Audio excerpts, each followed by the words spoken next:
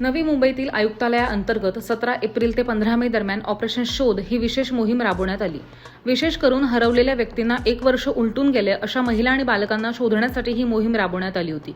Operation शोध ह्या विशेष मोहिमेसाठी पोलीस ठाणे स्तरावर 20 पथके आणि अनैतिक मानवी वाहतूक प्रतिबंध कक्षाच्या 2 पथकांद्वारे ही शोध मोहीम राबवण्यात आली। या ऑपरेशन शोध मोहिमेअंतर्गत 213 महिला, 95 पुरुष, 10 अपहृत मुलं आणि 12 अपहृत मुली अशा एकूण 330 जण सापडलेत।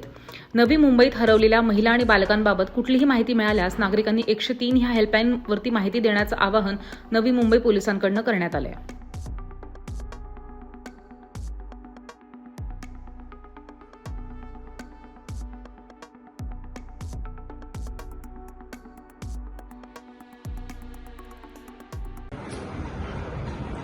पंधरा एप्रिल नंतर 15 मे पर्यंत मागील 1 महिना महाराष्ट्र शासनाने ऑपरेशन शोध ही मोहीम राज्यभर राबवायचे निर्देश दिले होते।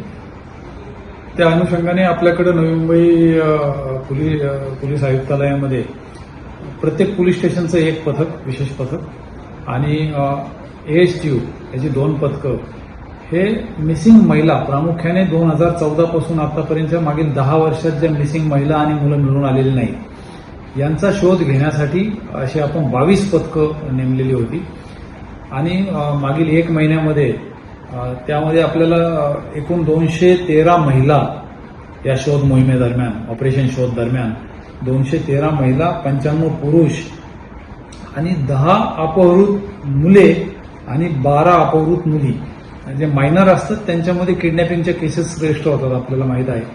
अशी किडनॅप्ड 22 मुले आपल्याला मिळून आलेली आहेत। असं नवी मुंबई आयुक्तालयामध्ये ऑपरेशन शोध या मोहिमेदरम्यान एकूण 330 मिसिंग आणि किडनॅप्ड महिला, पुरुष आणि मुलांना परत मिळवण्यात आपल्याला यश आलेलं आहे।